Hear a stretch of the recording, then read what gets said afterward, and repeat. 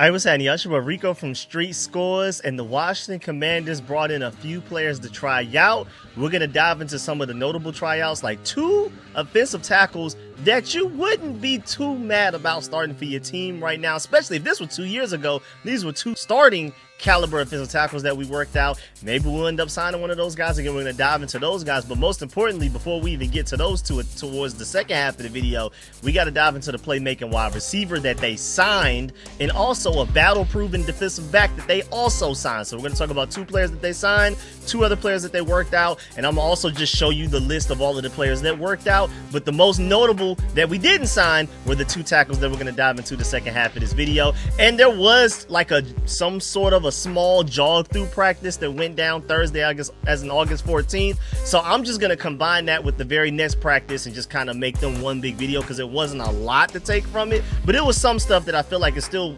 noteworthy to bring up and include in whenever I do my next training camp breakdown. So if they have a practice today, Friday, August 15th, I'll just combine it with that one, because we have a lot of injury updates to give y'all and everything from that one. So stay tuned for that later on. But before we get into everything in this video,